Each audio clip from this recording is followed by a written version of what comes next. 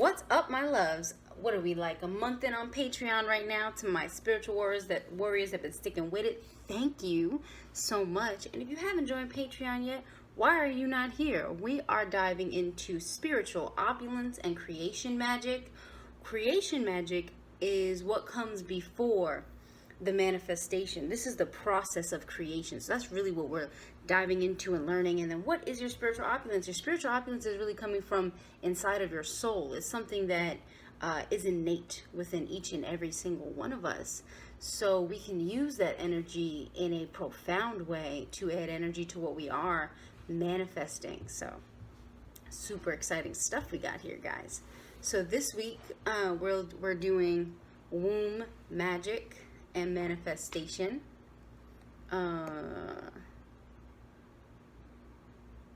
And so I'm going to actually read a lot of this, and then as I'm reading, I'll explain in more detail, if anything else comes, what it all means, because this was a very powerful messages that I received, some of which are channeled. Yeah, let's just get into it. Okay, I want to thank your higher selves, my higher selves, for being here. I want to thank the Great Mother for providing the wisdom for this course. I want to thank all the goddesses that have been in divine alignment and have assisted creation going forward. You never fell off from your station. You never gave in to lower energies. You always were just yourself, and I appreciate all the goddesses. And even a lot of the gods that have supported the goddesses. Yeah, so let's get into it. Okay, if you have ever wondered why women have been taught to treat their womb and monthly cycle with disdain, then you are in the right place. When what I have channeled this week in the sacred text of the Great Mother, and I have a link for that if you're interested in supporting that work, or you want your own copy. I'm only going to make 44, and I will be using a printing press or hiring someone with a printing press to actually assist me with that. So if you want to be one of the 44 and you want to reserve your copy of the book, you can absolutely do that through the link, the landing page that I created on MailChimp. Let's get into it. So, what I channeled this week in the sacred text of the Great Mother has given me new insight about the power of women. She described women as walking miracles because we let our lifeblood flow once a month and still retain so much power, as well as gaining wisdom. The wisdom that women gain is actually based on the sacredness of cycles. Many so-called master teachers and spiritual gurus will make it seem like a woman on her cycle loses so much essence from her body that it causes her to age prematurely and become weak. If this were true, then women would look like old women by 30. Like, we would all look old, our bones would be brittle, you know? A woman loses energy due to stress, spiritual wasting, or repression, as well as the burdens women have in their lives every day. Women went from repressed housewives to stressed businesswomen, very rarely exploring and expressing their true feminine essence. These both have been a manipulation of the feminine energy, making her serve men, when in fact her existence serves the entire world. Women can feel this deep calling within them that they are supposed to be more and do more, but are led to many false images in the world that look like what's deep inside of them. Women think furthering their own mundane business and using their magic to uphold this current slave structure is the way. They do not know better, but are waking up to the truth, as you yourselves and others have been learning about the truth. So as we're unveiling the goddess, I guess it's the best word that comes to mind. As we're unveiling the goddess, a lot of women are coming into their power, and they're having the ability to express that.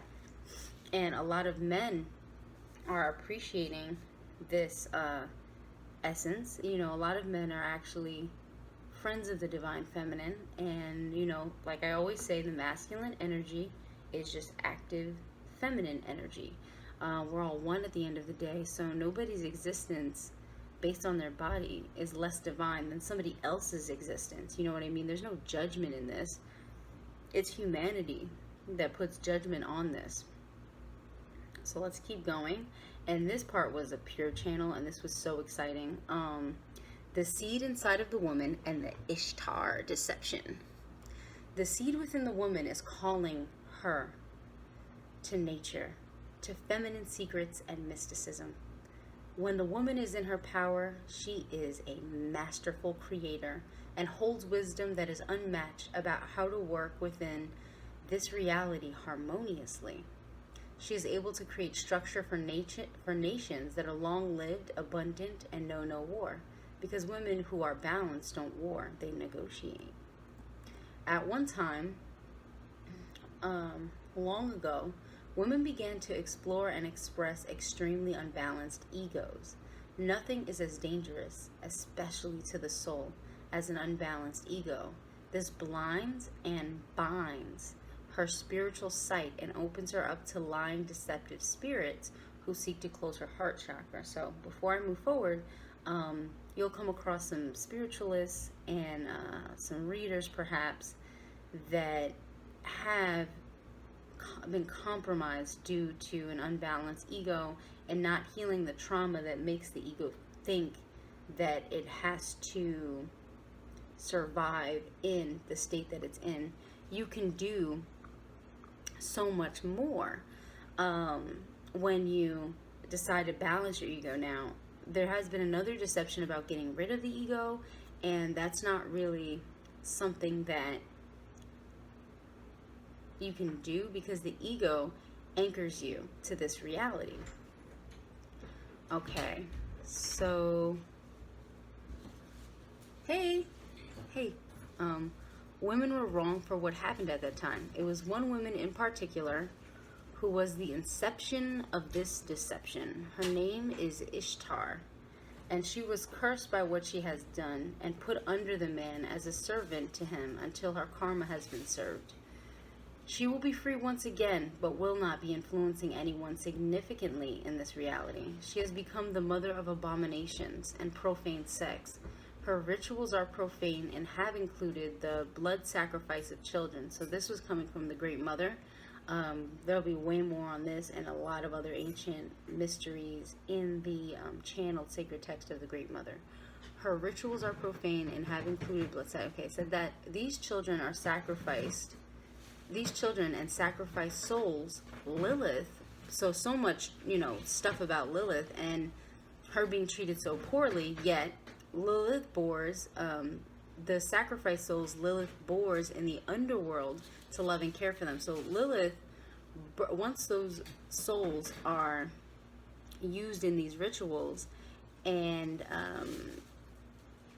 once these souls are used in these rituals and are ready to go into the underworld, Lilith actually is the mother of these souls. So she has a very compassionate essence, actually. And this has been so judged and so misguided because how could a man with an unbalanced ego or a soulless being understand the power of a woman with compassion, or even a being, an ancient being with compassion? Lilith heals these souls that have wicked attachments, since they have often been possessed before they are killed violently. Lilith assists these souls lovingly and releases them once they are healed to live once again with greater wisdom and power. Many have looked at Lilith as disgusting for boring these Damians, but she is a merciful goddess with compassion that is unmatched in all of creation. So now we're finding out that Damians are us, essentially, in the aspects of ourselves that have these attachments and that are tarnished in some way. But nothing is ever lost. The mother always has a path for everyone and every being. There are some beings of the underworld that are children of the Necronomicon that are powerful beings, and that's where they rule, because that's where they choose to rule, but it doesn't mean that they can't come on earth and influence things here as well, and assist with the clearing away of certain energies that that are no longer useful within the creation. So let's keep going. This deception created deep wounds in the masculine psyche. that exist till this day and are only now coming to the surface asking for healing.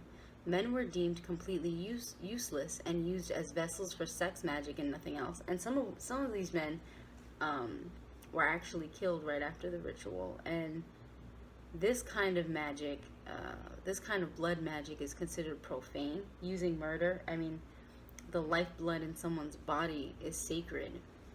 So even as the woman bleeds, that is sacred. And she's giving it freely and still able to exist and live. But when you kill someone, you're shortening their experience and perhaps setting them up for either reincarnation, or when it's done in this low vibrational state, they end up in some sort of hell realm and their soul can get stuck in certain places. So just remember, creation is very expansive and there are different experiences that you can learn from happening everywhere.